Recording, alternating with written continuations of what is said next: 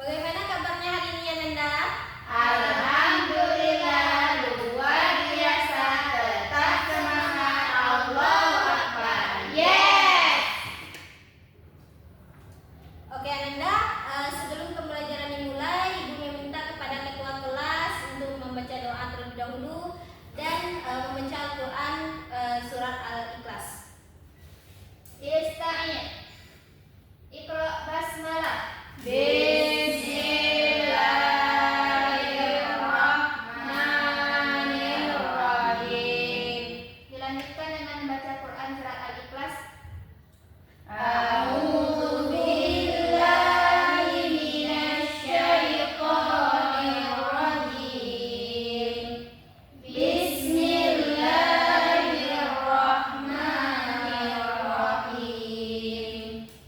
Qul huwallahu ahad, Allahus samad, lam yalid wa lam yulad, wa lam yakul lahu kufuwan ahad.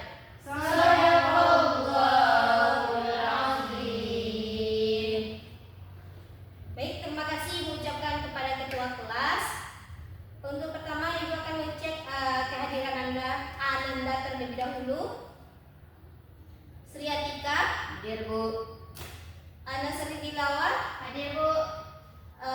Zamzalina, Hadir, Bu. Nur Aulia, Hadir, Bu. hadir semuanya ya Ananda? Hadir, Bu. Hadir, Bu. Alhamdulillah semua kelas ini hadir semua. Baik Ananda, sebelum pembelajaran dimulai, Ananda ambil dulu sampah jika ada sampah di bawah kursinya. Sudah. Oke Ananda, ada yang ingat materi kita minggu lalu?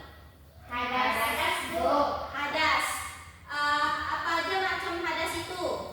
Ada dua, Bu. Ada yang besar dan yang kecil. Hadas besar dan hadas kecil. Nah, benar. Nah, kali ini kita akan membahas tentang alat-alat menyucikan. Nah, tujuan pembelajaran kita hari ini yaitu Ananda mengetahui tentang alat-alat yang menyucikan serta apa-apa saja yang bisa dipergunakan untuk menyucikan. Ada yang tahu apa saja alat-alat yang menyucikan? Batu, air, kertas, serta tisu rambut. Nah, itu semua benar. Nah, kita lihat dulu ya. Dari segi pengertian, bersuci itu berasal dari bahasa Arab yaitu taharah, yaitu bersih diri, pakaian, tempat dan benda lain dari najis dan hadas dengan cara yang ditentukan dengan syariat Islam, yaitu dengan cara menyucikannya, menempatkan kedudukan yang penting dalam ibadah. Kita lihat dari segi pembagian bersuci.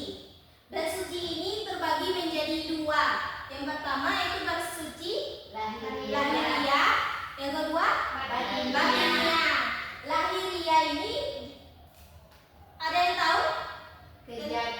Membersihkan badan, Membersihkan badan. tempat tinggal dan juga lingkungan dari segala bentuk kotoran ataupun najis. Nah, benar, itu disebut dengan bersuci lahiriah.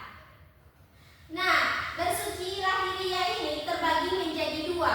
Yang pertama yaitu bersuci dari najis, yang kedua yaitu bersuci dari hadas.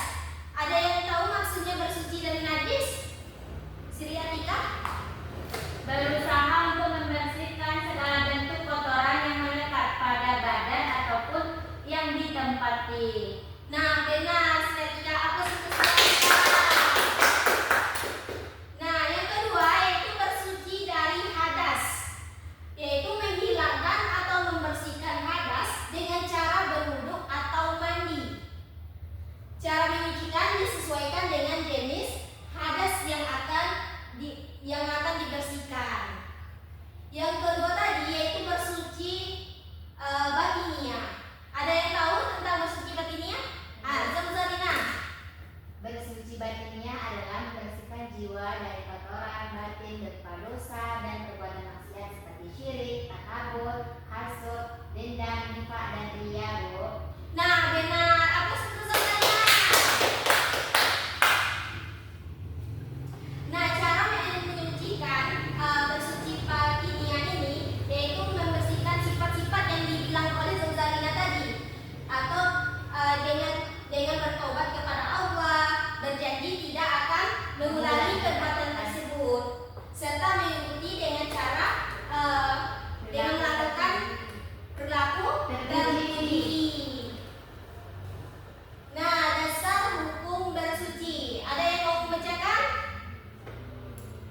Sri Atika, kepada Sri Atika dipersilakan. A'udzubillahi minasyaitonirrajim. Bismillahirrahmanirrahim.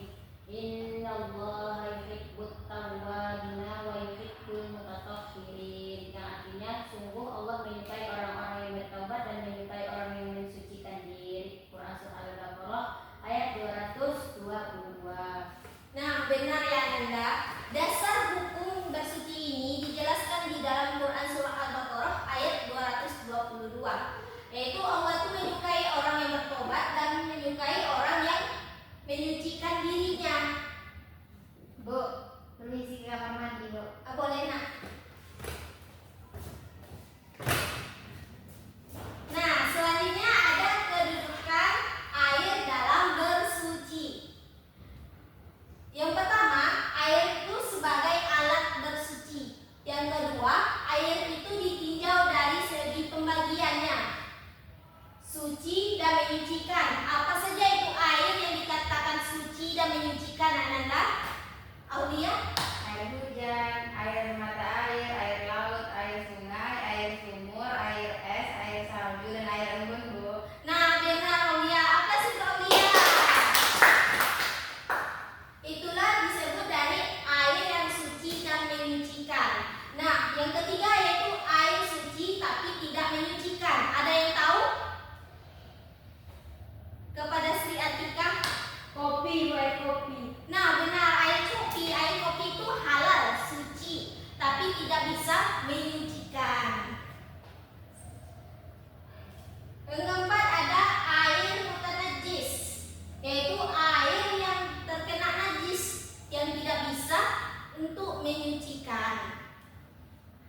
Yang kelima ada air mustakmal. Ada yang tahu air mustakmal? Anda sering tahu? Air yang sedikit ukurannya ada kurang dari 20 dan bekas pakai telah digunakan untuk bersuci walaupun tidak berubah warnanya, Bu. Nah, benar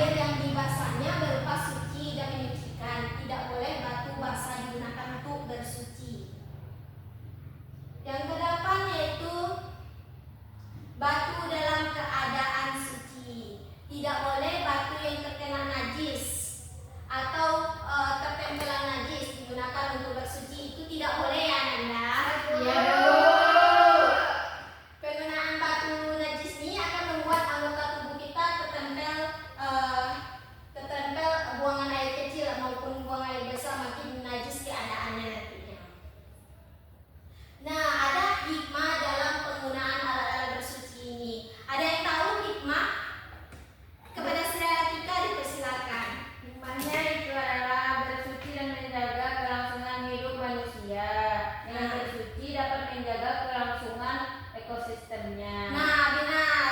Hikmah dalam penggunaan alat-alat bersuci ini, yang pertama bersuci menjaga kelangsungan hidup manusia. Dengan bersuci kita menjadi sehat. Yang kedua, bersuci dan menjaga kelangsungan hidup ekosistem. Nah, kita akan ada sebuah kuis ya Ananda. Yeay, kita tulis. Baik Ananda, Ibu akan untuk mengetes kemampuan Ananda dalam pemahaman materi, maka Ibu ada kuis. Siapa yang berani dahulu? Ayah, Tika disukai.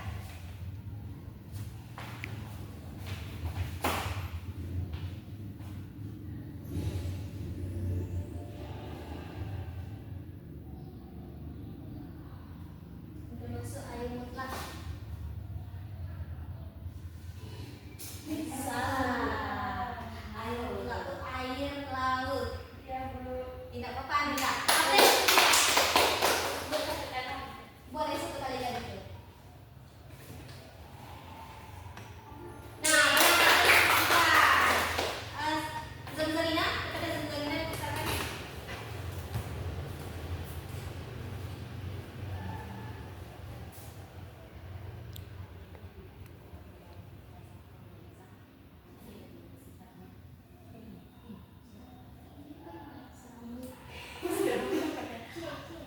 Iya.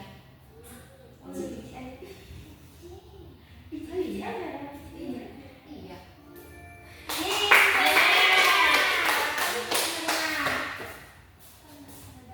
Sejujurnya kepada Aulia.